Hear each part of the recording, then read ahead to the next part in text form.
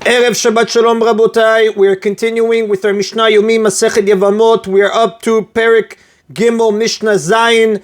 Today's Mishnayot should be Leilu Nishmat Neria ben Svetlana Aranbayev and Eliyahu ben Burcha Israelov Menuchatam Began Eden Amen.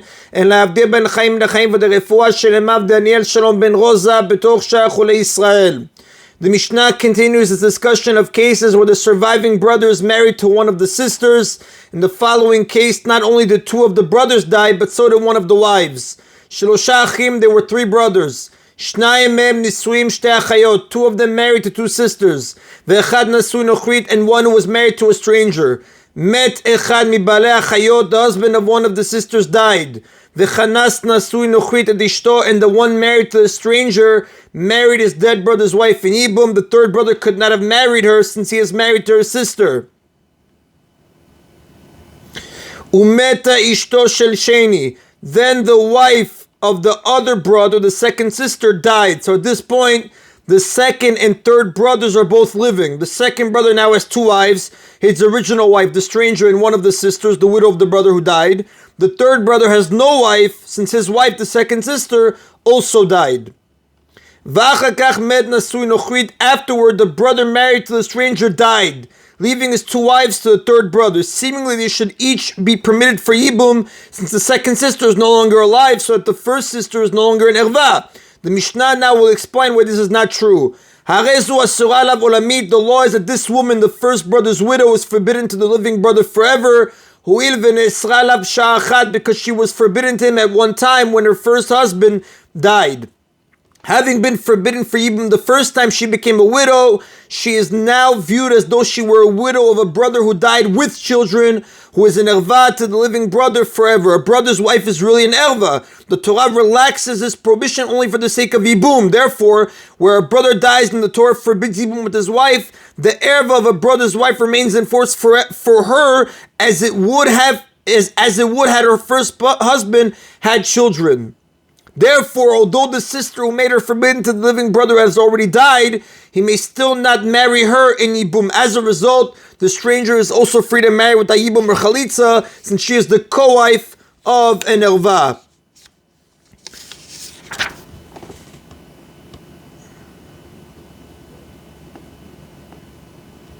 Now the Mishnah considers one more variation of the previous case. In this case, one of the sisters was divorced by her husband before any of the brothers died.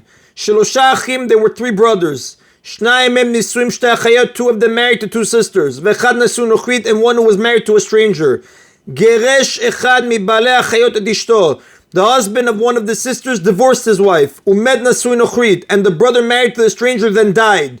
So the stranger fell to the two remaining brothers for Yibum. Since this woman was not related to the sisters, she is permitted for Yibum to both brothers. Uchnasam garesh, the brother who divorced his wife married her in Yibum. Vamet, and then he too died, so that only the stranger falls to the third brother for Yibum. Since this brother had previously divorced his original wife, he leaves only the wife he married in Yibum, the stranger, and she never became forbidden for Yibum to any of the brothers. Zoi Shamru, this case is an example of that which the sages said in chapter 1, Mishnah 1, V'chulan shemetu o nitgarshu, for all the ervas listed in that Mishnah, if they died or were divorced before their husband died, saruten mutarot, their co-wives are permitted to living brothers. So in other words, the living brother may perform Yibum with the stranger. Although she was once the wife of the brother married to the other sister, they were not co-wives at the time she fell for Yibum, because her previous husband had divorced the other sister before he even married the stranger. Therefore, she is not considered the co-wife of an erva. The co-wife of an erva is forbidden for Yibum only when she falls for Yibum together with the erva. Since she did not fall together with the erva, she is not considered the co-wife of the erva. That is in a Mishnah Zayin. Mishnah Chet now continues. The Mishnah has completed its discussion of cases of three brothers, two of whom are married to sisters. So before moving on to cases where three brothers are married to three unrelated women, Mishnah 9, this Mishnah 8 states a general rule about Yibum situations that involve an erva. Now the following rule does not apply specifically to a case of three brothers or brothers married to sisters, but to any case in which one of the widows is an erva to the yavam. V'kulan shayu ben kiddushin o gerushin besafek.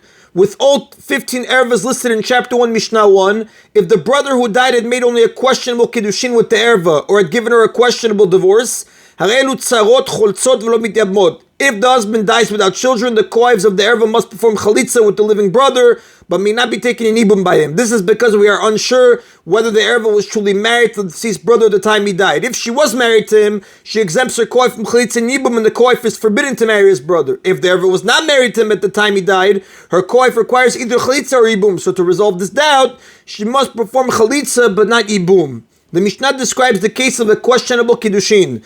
Ketzad sefek kiddushin. What is the case of a questionable kiddushin? Zarak la kiddushin. A man and woman were standing precisely 8 amot away from each other in a public area, and he threw an object of value to her in order to make kiddushin. Sefek karov lo sefek karov lan. There is a question whether it landed closer to him, in which case the kiddushin did not take effect, or whether it landed closer to her, in which case the kiddushin did take effect. Now, one of the ways to make kiddushin is to give a woman an object of value, a ring or money for this purpose. One of the ways to legally acquire an object is to have it land within 4 amot of where the person is standing if he intends to acquire it. This works only in the side areas of the public domains, but not in the main area of public domains or in privately owned areas. It's a side comment by the commentaries. Now, since the man and woman are standing exactly 8 amot apart, when an object is thrown and it lands in the middle, it is often unclear whose 4 amot fell into. It is therefore a question whether she acquired it. So the Mishnah says, Zeu sefek kiddushin. This is the case of questionable kiddushin. Now the Mishnah describes cases of questionable divorce. Sefek girushin. What is the case of questionable divorce? There are 3 such cases. Katav b'chtav yado ven alav edim. The husband wrote the get in his own handwriting, but there are no witnesses signed on it. Now a get is usually written by a scribe and has 2 witnesses signed on it. In this case, the husband wrote the get and there were no witnesses signed on it. There is no question that the husband actually wrote the get since we recognize his handwriting. The question is whether the get can be valid without witnesses signed on it. Yesh alav edim ben bozman. There are witnesses signed in it, but it has no date. The rabbis decreed that a get has to be dated. Here the get was properly written and signed, but it had no date on it. Yesh bozman ben bo ele dechad. Or it has a date, but has only 1 witness. The get was written by a scribe whose handwriting we recognize, but there was only 1 witness signed in on it. The question is whether the handwriting of the scribe counts in place of the signature of a second witness. Now, actually, the commentators explain these are not really cases of questionable divorce, but of gittin, the divorces that are biblically valid, but which the rabbis decreed should not be used for various reasons. If the deceased brother gave the erva such a get before he died, she is really divorced. Therefore, the living brother must perform chalitza with the co-wife, since the co-wife was really his only wife at the time he died. The Yavam, however, may not perform yibum with the co-wife, since the rabbi said that these gittin should not be used. People will mistakenly think that the erva was still married to the deceased husband when he died, and will think that the co-wife of an erva is eligible for yibum. Zeu sefek girushin. This is the list of cases of questionable divorce. Now, the Mishnah does not mean to say that these are the only cases of questionable divorce. The cases, there are more, but these are the list of cases that we said here. Now, the case given above for a questionable kiddushin, where we do not know whether the object landed closer to him or not, would apply to a divorce document as well. However, not all the cases of questionable divorce apply to kiddushin. A kiddushin document is not required to have a date. So for this reason, the Mishnah separates questionable kiddushin from questionable divorce and concludes the kiddushin case with the words, this is the case of questionable kiddushin, and not all the cases listed for divorce. Now that they said that for kiddushin, the Mishnah repeats the same wording for divorce, even though it does not exclude anything here. It's the commentaries explaining why the Mishnah repeats it after we already started out discussing those cases. That is Rabotai of today's Mishna Yomi. Everybody should have an Erev Shabbat Shalom. Baruch Adonai Leolam. Amen v'amen.